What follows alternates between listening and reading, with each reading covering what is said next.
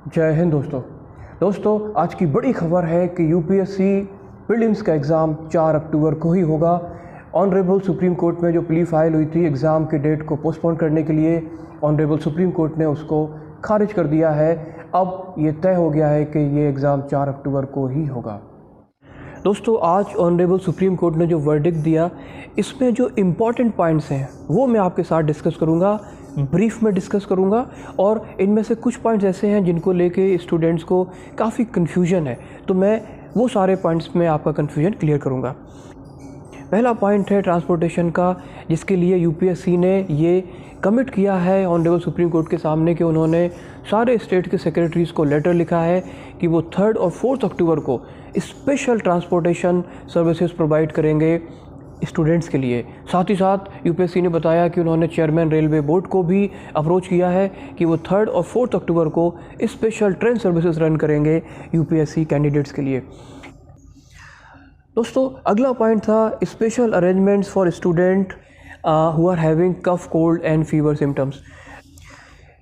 UPSC ने commit किया honourable supreme court के सामने कि वो ऐसे स्टूडेंट्स के लिए जो कफ, कोल्ड और फीवर के साथ आएंगे एग्ज़ाम देने के लिए, उनके लिए स्पेशल अरेंजमेंट्स किए जाएंगे। अगला पॉइंट था कि जो कैंडिडेट्स कोविड पॉजिटिव होंगे और एग्ज़ाम देने के लिए सेंटर पे आएंगे, तो उसके लिए यूपीएससी ने बोला है कि वो स्पेशल सीटिंग अरेंजमेंट्स करेगा ऐसे कैंडिडेट्स के लिए जो कोविड पॉजिटिव होंगे और एग्ज़ाम अटेंड करेंगे। दोस्तों नेक्स्ट पॉइंट था extra attempt to covid warriors, जिसमें ये बात बहुत ही क्लियर थी कि जो कोविड वॉरियर्स हैं, स्पेशली मेडिकल और सिक्योरिटी डिपार्टमेंट के, जो राउंड द क्लॉक जॉब पर हैं, राउंड द क्लॉक ड्यूटी कर रहे हैं 24/7, और ये माना जा रहा था कि कोविड वॉरियर्स के लिए स्पेशल रिलैक्सेशन यूपीएससी और सुप्रीम कोर्ट ज़रूर देगा, लेकिन ऐसा नहीं हुआ। ऑनरेबल सुप्रीम कोर्ट ने जब यूपीएससी से पूछा कि ऐसे कितने कैंडिडेट्स हैं तो अपने डिपार्टमेंट से, रिस्पेक्टिव डिपार्टमेंट से छुट्टी नहीं मिल पाई, लीव्स नहीं मिल पाए प्रिपरेशन के लिए, तो इसमें यूपीएससी ने बोला कि उनके पास कोई डेफिनेट फिगर नहीं है, डेफिनेट नंबर्स नहीं है ऐसे कैंडिडेट्स का। साथ ही साथ यूपीएससी ने यह भी बोला कि उनके पास ऐसा कोई रिप्रेजेंटेशन अभी तक नहीं आया जिसमें ऑफिसर्स या स्टाफ जो दूसरे डिपार्टमेंट्स में जॉब कर रहे हैं और यूपीएससी की तैयारी भी कर रहे हैं, जिन्होंने रिप्रेजेंटेशन दिया हो यूपीएससी को कि उनको उनके रिस्पेक्टिव डिपार्टमेंट्स लीव नहीं सेंक्शन कर रहे हैं प्रिपरेशन के लिए। इस पर्टिकुलर पॉइंट को ऑनरेबल सुप्रीम कोर्ट ने डॉक्ट्रिन ऑफ प्रोपोर्शनैलिटी से एक्सप्लेन किया। उन्होंने बोला कि 10 लाख में 10 ऐसे लोग हैं तो उनके लिए पॉलिसी और रूल नहीं बनाया जा सकता। हालांकि ऑनरेबल सुप्रीम कोर्ट ने यह भी बोला कि अगर ये नंबर सिग्निफिकेंट है तो इसके लिए कोई गाइडलाइन सोची जा सकती है। तो अगर यूपीएससी एक डेफिनेट फिगर या नंबर्स उस समय ऑनरेबल सुप्रीम कोर्ट को बताता और ऑनरेबल सुप्रीम कोर्ट को अगर ये महसूस होता कि ये एक सिग्निफिकेंट नंबर है कोविड वॉरियर्स का, तो शायद इसके लिए एक बेटर डिसीजन हो सकता था। बट एंड रिज़ल्ट ये रहा कि कोविड वॉरियर्स को कोई रिलैक्सेशन नहीं मिला, उनके लिए कोई एक्स्ट्रा अटेम्प्ट नहीं है। अगला दोस्तों ऑनरेबल सुप्रीम कोर्ट ने ये भी इंस्ट्रक्शन दिया है कि सेंटर के आसपास जो होटल्स हैं, कैंडिडेट्स वहाँ पे जाके उन होटल्स में रुक सकते हैं, बोर्ड कर सकते हैं। ये एक बहुत ही अच्छी गाइडलाइन है, ख़ासतौर से उन कैंडिडेट्स के लिए जिनका घर अपने सेंटर से बहुत दूर है, स्पेशली 400-500 किलोमीटर्स की दूरी से जो कैंडिडेट्स आएंगे। दोस्तों आप इन होटल्स को यूज़ कर सकते हैं जो सेंटर के पास है। मैं स्पेशली आपको एडवाइस करूंगा कि जो 3 घंटे का आपका ब्रेक होगा 2 एग्ज़ाम्स के बीच में, आप उस पीरियड में भी इन होटल्स को यूज़ करें। और ये स्पेशली यूज़फुल है उन कैंडिडेट्स के लिए जिनके साथ उनके पेरेंट्स एग्ज़ामिनेशन सेंटर पर आएंगे। नेक्स्ट पॉइंट था कि डिफ़िकल्टीज़ जो स्टूडेंट ने फेस की है इस पेंडेमिक टाइम में, इसको कंसीडर किया जाए एग्ज़ाम को पोस्टपोन करने के लिए। इसके जवाब में ऑनरेबल सुप्रीम कोर्ट ने बोला कि हर साल किसी ना किसी तरह की प्रॉब्लम आती है, कई बार इन्वायरमेंटल इश्यूज़ भी होते हैं, लेकिन ये इतने इम्पॉर्टेंट इश्यूज़ नहीं है जिसकी वजह से एग्ज़ाम को पोस्टपोन किया जाए, डिफ़र किया जाए। और उन्होंने ये भी पॉइंट ऐड किया कि ये एग्ज़ाम नॉर्मल स्टूडेंट्स के लिए नहीं है, ये एग्ज़ाम उन स्टूडेंट्स के लिए है जो पब्लिक सर्वेंट बनना चाहते हैं, तो उनको परेशानियों का सामना करना सीखना चाहिए। दोस्तों नेक्स्ट पॉइंट जो कि बहुत इम्पॉर्टेंट है कि वो कैंडिडेट जिनका ये लास्ट अटैम्प्ट है उनको स्पेशल कंसेशन मिलना चाहिए या नहीं। इस पॉइंट को काफ़ी वेटेज और इम्पोर्टेंस दिया ऑनरेबल सुप्रीम कोर्ट ने।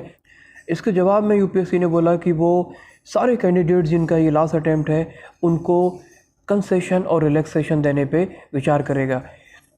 यूपीएससी ने कंफर्म नहीं किया कि वो अटैम्प्ट देगा, बट उन्होंने सुप्रीम कोर्ट के सामने बोला है, तो बहुत ज़्यादा परसेंटेज चांसेस हैं कि वो इसको कंप्लाई करेगा। और वो सारे कैंडिडेट जिनका ये लास्ट अटैम्प्ट है, एज वाइज और अटैम्प्ट वाइज उनको एक और अटैम्प्ट मिलेगा। लेकिन यूपीएससी ने ये क्लियर किया कि ये सिर्फ रिलैक्सेशन उन्हीं लोगों के लिए वैलिड है जिनका लास्ट अटैम्प्ट है, और किसी कैंडिडेट के लिए ये वैलिड नहीं रहेगा। दोस्तों, इस सारे प्रोसेस में यूपीएससी ने कुछ अपने पॉइंट्स मेंशन किए जिसको सुप्रीम कोर्ट ने काफ़ी वेटेज दिया, जिसमें था कि इस पूरे एग्ज़ाम को प्रोसेस को कंडक्ट कराने के लिए यूपीएससी ने 50 करोड़ का इन्वेस्टमेंट किया है, एक्सपेंडिचर किया है, और अगर वो इस एग्ज़ाम को डिफ़र करते हैं तो ये पूरा इन्वेस्टमेंट, ये एक्सपेंडिचर वेस्ट हो जाएगा। दूसरा, उन्होंने बोला कि इस एग्ज़ाम को अगर फर्दर डिफ़र करते हैं तो इस कैलेंडर ईयर में जो और एग्ज़ाम शेड्यूल्ड हैं और जो नेक्स्ट ईयर की कैलेंडर ईयर में, वो सभी अफेक्ट हो जाएंगे, ये कैस्केडिंग इफ़ेक्ट होगा। और तीसरा उन्होंने पॉइंट बोला जिसको ऑनरेबल सुप्रीम कोर्ट ने वेटेज दिया कि सेंट्रल गवर्नमेंट के डिफरेंट डिपार्टमेंट्स हैं जिनकी वैकेंसीज़ को फिल करना है, अगर ये फर्दर इसको डिफ़र करेंगे तो ये प्रोसेस डिले होगा और इस पूरे प्रोसेस के साथ ये सही जस्टिफिकेशन नहीं होगा। दोस्तों, इस पूरे वर्डिक्ट में कुछ पॉइंट्स हैं जो स्टूडेंट्स के फेवर में डिसाइड हुए हैं और कुछ पॉइंट्स हैं जो स्टूडेंट के फेवर में नहीं गए। जो स्टूडेंट के फेवर में है उसमें पहला इंपॉर्टेंट पॉइंट है ट्रांसपोर्टेशन का अरेंजमेंट। यूपीएससी ने अश्योर किया है, कंफर्म किया है, कमिट किया है ऑनरेबल सुप्रीम कोर्ट के सामने कि वो स्टेट गवर्नमेंट को उन्होंने अप्रोच किया है और रेलवे बोर्ड को उन्होंने अप्रोच किया है कि वो स्टूडेंट्स के लिए एग्ज़ाम स्पेशल बस और ट्रेन सर्विसेज मुहैया कराएंगे, उस दिन रन करवाएंगे 3 और 4 अक्टूबर को। दूसरा पॉजिटिव पॉइंट रहा कि जो कैंडिडेट कफ, कोल्ड और फीवर के सिम्टम्स के साथ सेंटर पे पहुंचेंगे उनके लिए स्पेशल अरेंजमेंट्स होगा। थर्ड इंपॉर्टेंट पॉइंट जो स्टूडेंट के फेवर में रहा कि जो स्टूडेंट कोविड पॉजिटिव हैं और एग्ज़ाम देने के लिए सेंटर पहुंचेंगे उनके लिए स्पेशल अरेंजमेंट्स होंगे, स्पेशल सीटिंग अरेंजमेंट होगा। वो पॉइंट जो इम्पॉर्टेंट थे और स्टूडेंट के फेवर में नहीं गए, जिसमें सबसे ज़्यादा इम्पॉर्टेंट दोस्तों एक्स्ट्रा अटैम्प्ट जो कोविड वॉरियर्स को मिलना चाहिए था वो नहीं मिला। कोविड वॉरियर्स ने ऑनेस्ट सर्विस दी है, 24/7 वो ड्यूटी पे रहे हैं और उन्होंने इन ऑड कंडीशंस में अपनी लाइफ को स्टेक पे रख के उन्होंने सर्विस दिया है सोसाइटी को। इनकी इस स्पेशल सर्विस को रिवार्ड मिलना चाहिए था, उनको एक स्पेशल अटैम्प्ट ज़रूर मिलना चाहिए था। और पॉइंट है जिसको ड्यू वेटेज नहीं मिला है वो है प्रेग्नेंट लेडीज़ जो आईएएस एस्पिरेंट हैं या वो लेडीज़ जिनके छोटे बेबीज़ हैं, उनको एग्ज़ाम देने में इन कंडीशंस में बहुत ही चुनौतियों का सामना करना पड़ेगा और उनका सेफ्टी कंसर्न भी इंक्लूडेड रहेगा, उनको भी एक एक्स्ट्रा अटैम्प्ट दिया जाना चाहिए था। इन हालातों में ये न्यूज़ यूपीएससी एस्पिरेंट के लिए किसी सेटबैक से कम नहीं है। लेकिन दोस्तों, ये मेरी अपील है आपसे, मैंने पिछली वीडियो में भी बोला था कि इन ऑड कंडीशंस में आपको अपने आप को मैनेज करना है, अपने नर्व्स को होल्ड करना है, क्योंकि अगर आप ऐसा नहीं करते हैं तो इसका असर आपकी एग्ज़ामिनेशन की परफॉर्मेंस पे पड़ेगा, जो ठीक नहीं है। अब जितने दिन बचे हुए हैं इसमें आपको अपना मेंटल फ्रेम तैयार रखना है, अपने आप को स्ट्रॉन्ग रखना है और अपनी परफॉर्मेंस पे ध्यान देना है। मैं आप सभी से अपील करूंगा कि you take this decision as a challenge, rise to the occasion and prove yourself as a fighter. I am wishing you very best of luck for the exam. Stay safe, stay healthy. जय हिंद।